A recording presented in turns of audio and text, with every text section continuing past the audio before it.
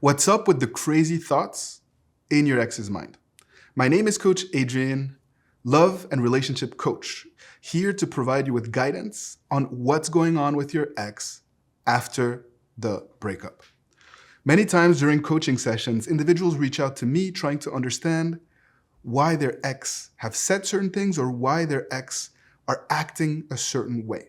And I wanted to share 10 common thoughts that I have seen over the years that ex start to think about in order to help you understand their mindset better. One common idea that exes have at the time of the breakup is that they only see the bad in you and in the relationship. Many of my clients don't understand why they're looking at a different person and why their ex only chooses to focus on their faults or act as if the relationship was all bad. Indeed, your ex may also be having those crazy thoughts. And in some ways, it's normal. They've made their decision. They want to end the relationship. And so they are looking for ways to justify that decision. And in essence, they have tunnel vision and they're blocking out all sorts of positive traits and memories in order to feel good about their decision moving forward. Of course, the truth is that the relationship wasn't 100% terrible and bad. And the reality is that, of course, you are more than just the mistakes that you've made and that you have a lot of quality traits and attributes. And it is very important for you to continue to cultivate and nurture those quality traits and attributes in order to boost your confidence and also to remind your significant other very quickly of the fact that they once were in love with you, that you have a lot of potential and that you can inspire them again. The second crazy thought that some exes end up thinking is that the breakup is somehow 100% your fault. So this is not true of all breakups. Oftentimes you'll hear an ex say, "It's not you, it's me." They'll take accountability and responsibility, and it's usually followed by something along the lines of, "I need time and space to work on me." But in other cases, especially when an ex is very bitter, angry, or where there's been distrust, they will pin 100% of the responsibility of the breakup on your shoulders. And that can be quite difficult for you to navigate, especially because you're already in a very vulnerable mindset. You already have a tendency of taking on more of the blame and more of the responsibility than really you should shoulder. And so that can be devastating to have that second blow of the person that you love pushing you away, blaming you for everything that went wrong. And the reality is that it is not 100% your fault. Like I like to say, it takes two to tango. But it's a lot easier for your ex, again, to visualize a path forward and to find inner peace by convincing themselves that it's all your fault, that you ruined everything. And in a way, you have to accept that that is part of the story and the narrative that they're telling themselves. But they won't always feel that way. Again, you have to take a step back and focus on you and the things that you can control in order to slowly but surely shift those crazy thoughts away from their head. Crazy thought number 3, something that I see all the time, is that exes feel like they have tried everything possible to make it work. And that's why this breakup is justified and necessary.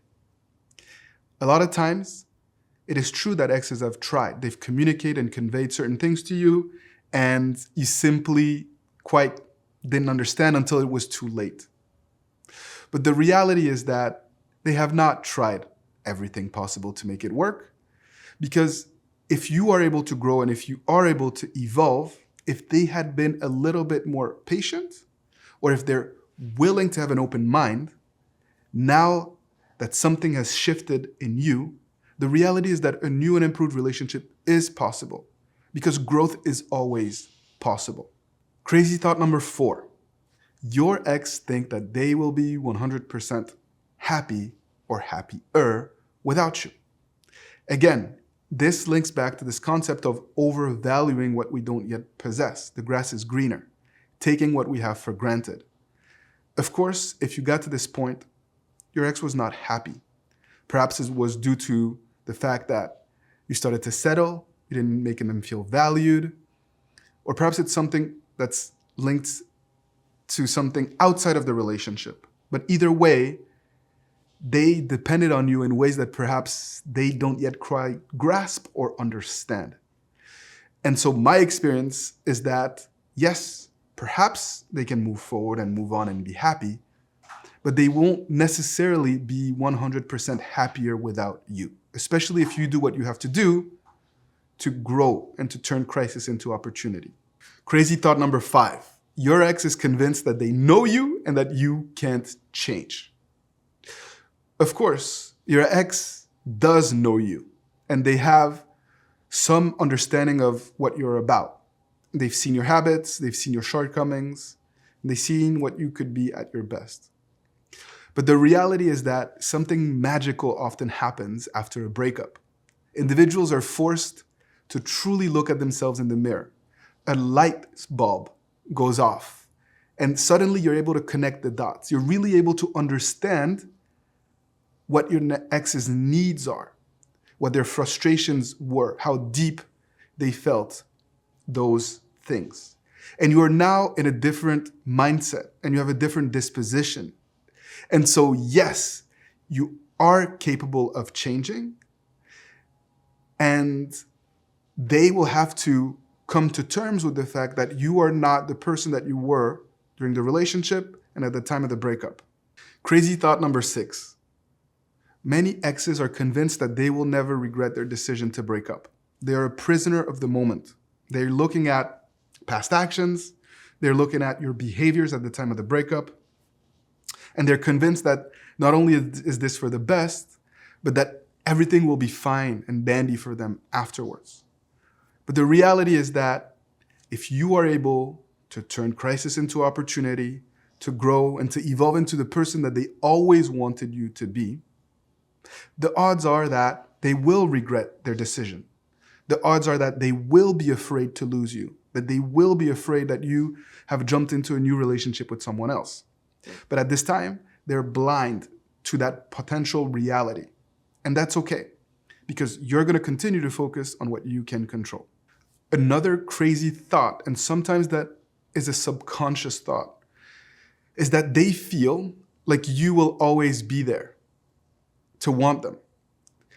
Because of your behavior at the time of the breakup, you have conveyed to them that you're always going to be there, waiting for them to change their mind. And so it gives them a false sense of security, thinking that if ever something goes wrong, they could always go back to that relationship and to what you have to offer. The reality is that even if you're madly in love, and even if you're watching this video prepared to wait no matter what, the reality is that at some point, you will heal the right way.